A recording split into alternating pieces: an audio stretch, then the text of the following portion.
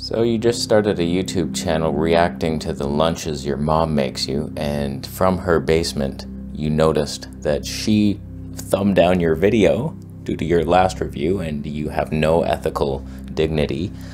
You're gonna need a camera for that. Is it Sony or Fuji? Sony, Fuji. Fushoni. All I want is the perfect camera.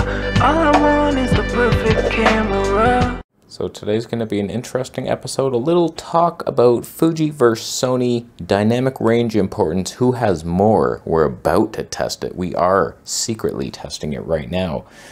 Can you tell which is better? A color science is preferred by one. On the screen, they both look very different. Fuji, on your right, looks like more yellow over here. Yellowish green, Sony's a magenta. So we got a very interesting, similarly spec'd battle here. The Fuji XS2S with the 35mm 1.4 and a Glimmerglass 1 in F-Log 2 versus Sony ZV-E1 Zeiss 55mm 1.8 and a Glimmerglass 3, unfortunately. Screw you to hell. We're both in HD because I've realized that Fuji hates my face. I did not remember Fuji ever being over-sharpened kitten hell, but I've seen every pore in my face, so now I know what to plaster over with women's makeup. So right now we are testing the dynamic range. Hear me out on this experiment. So I just researched what is the clipping point of log on each.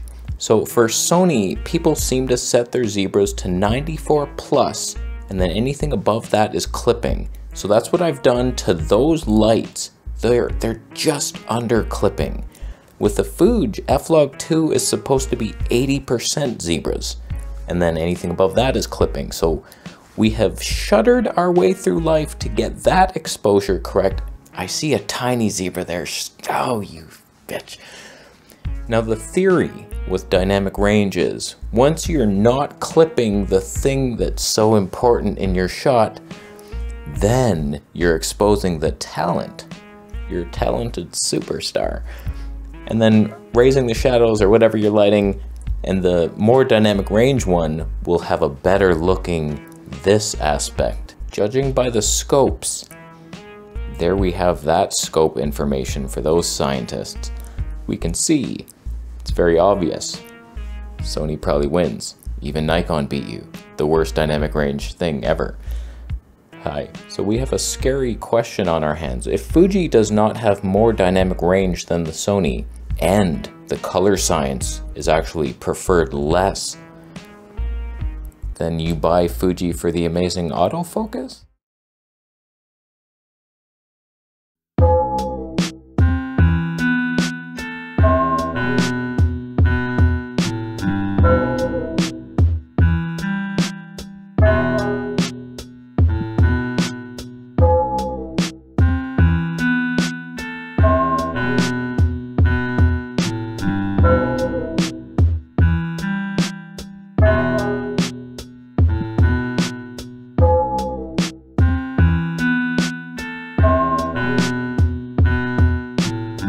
So far what I'm seeing on the Fuji is a lot of hunting, unsure of anything. There's a lot of stepping, there's guessing, there's sweeping the entire scene for a subject. Like it'll go back to me and then to the background, nope, too far, there we are. And then it'll stay there for a little bit. It's a nightmare. You could not rely on anything. I took this out for slow motion street videography. 90% of my shots were out of focus. I missed so many moments.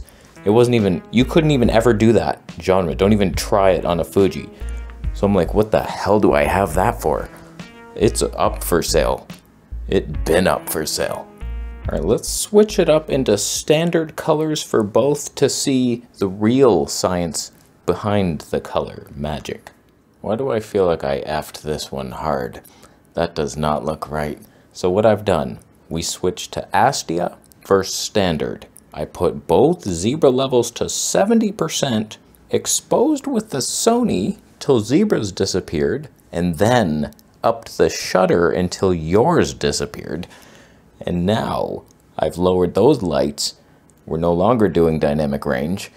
And wow. Now just a little side rant on Fuji autofocus. I know I am going to get the comments from the jabrones in the comment section who say, you need the modern lenses and then the autofocus will be the best. You were born by a hippo. The hippo tried to kill you. You were saved. You're lucky. We're not having to listen to you that bullshit. These older lenses have the pop. If I have to choose between a slightly smoother autofocus and no pop, on Sony I get my cake, I can eat the cake, I can give some cake to a friend. I get the best Zeiss pop with smooth autofocus. I don't have to make these choices where like, do you want to keep your baby or feed the cat that you just found? Like, we can have it all here at Sony Capital Industries. Versus Fuji, the old glass is of legend status. That's why I got into this system. I wanted to see what is this lens like, and I wanted to own that, and I just needed a camera to wield it. We're talking 35mm 1.4, that's of legend status. So is the 56 1.2. There's a couple dispersed in there, and they autofocus terribly, but like all the modern glass, so does that as well. You get no improvements. Like, it's supposed to be smoother. On paper, we have linear motors now. They're just jamming your mom. For some reason, Fuji went science mode with all their new lenses. Everything just lost that character and pop. It's all flat designs. It's all sharper and more clinical. It's Sigma level. So it's like, I don't want anything to do with that. So it's like, Fuji, no thank you to all of what you're doing right now. Your autofocus trails the industry. And your color science scares me, you're over sharpened, maybe 1080p with a glimmer glass is helping us somewhat, and I could get a date. Okay, now welcome to Horror Town. We got 6K on the Fuji, nice, versus 4K on the Sony, doable. Both had great 1080p in my opinion, but what the hell are we looking at now? Real Ace versus neutral now. I did not see it coming. The sharpness, the over-sharpened look, I didn't see it. It's like it hurts. If I want clinical science hell, I shoot on my Sony and then everything's sharp and in focus and it's like, there's the video data. We've logged it. Versus you go to the Fuji and you get this cinematic appeal that you would only witness in the best movies from 1970 to 1976, but no, that's not what we get. And now I'm seeing it in other people's videos. I'm like, wow, that is too sharp. What happened?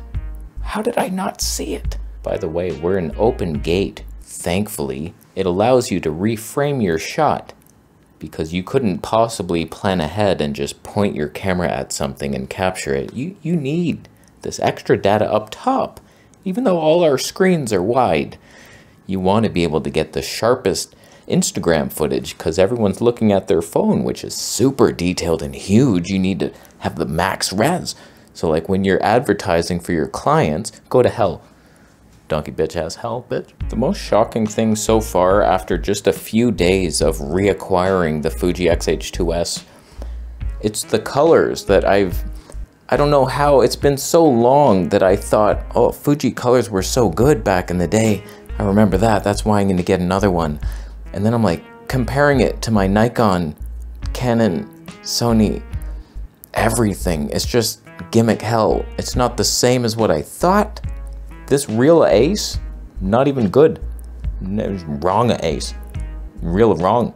But you may be thinking, well, Mr. Full Frame, that must be nice, but my back hurts, I broke it, carrying your laundry, and I can only carry so much weight. You know how much this weighs? Full frame setup, 55mm 1.8, Zeiss, 837 grams. Do you know how much this equivalent setup weighs? 904. How much weight did you save? Minus weight. Moon weight. That's what happened to you. You gained weight. You're fatter with a smaller sensor. Popcorn much? Yes, we're in classic neg and back to 4K regular ProRes files. I have a real hard time recommending anybody get into the Fuji system because you broke it with 7 firmwares that each just broke a piece of the autofocus capabilities one after the other, from detection to speed to accuracy to creativity. It's just bad news. So like, you can't even trust it. Even in here, it's probably hunting randomly. Will it even? Don't do it.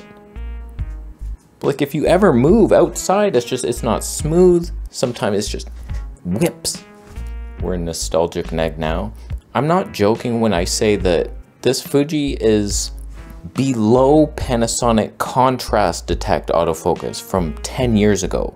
Like, at a certain point, it became usable. Like the GH5 even. The GH6 was like, this is actually pretty good. Like, it didn't pulse a bunch. It's still contrast detect. It wasn't the smoothness of phase, but it worked quite well for most things. Even animal eye detect, it was tracking. But this is like, imagine a caveman unlearning everything he knew, and then like he's throwing rocks at his wife instead of the antelope.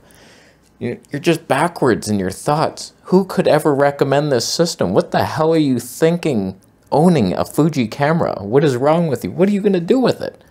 What could you even film? Anything you want to rely on autofocus with is over. If you choose one of these film sims, your client's going to be like, what the hell is that specialized look? No thanks. Where's the log? You're like, I didn't film in log. The autofocus was too bad in that. And then the LUT, there's like one Fuji LUT. How do you even color transform a Fuji? There's no Fuji options. What the? You need me to go to like engineering school to learn what one to click? Well, click your mom. We're in classic Chrome to end this rant. Fuji, what happened to you? This is an honest question. Did someone take over your company and you didn't announce it? And then they just forgot everything you knew? They trashed the place? It seems like you're the only company moving backwards in time. And I don't even get your biggest strength, which was the colors, is actually worse colors than most normal cameras. So it's like, what the hell happened? What did you do? And this lens, the one lens that everybody's just, you wouldn't believe this lens. It's like, makes me uglier. What's the benefits of this whole system? The tally lamp? It's a nice lamp. Like, the battery life, it's not even that good. The file sizes are huge in ProRes. What the hell happened? I don't get it. I'm selling this immediately. My dreams were Fuji medium format one day. That's where I was reaching. I was headed down off a cliff. A raccoon would be feeding off my body right now. What the hell is wrong with you, Fuji? What did you do? So now it's like very clear. Sony, amazing for like all around stuff. Autofocus, even Stabe, good. You want to like get something done, go into Sony. Or Nikon, even better stylized look, just with some quirks. Autofocus not quite as reliable, Stabe a little jerky, a lot of weird compensations. Or Canon with your C70, destroy everything we even knew. Where does Fuji fit into that? Even Panasonic has overlapped you. They're coming. Olympus is on your heels. What the hell happened? I'm leaving. After you do a night book count. Do you agree? Fuji has lost its way? You lost something. Subscribe for more.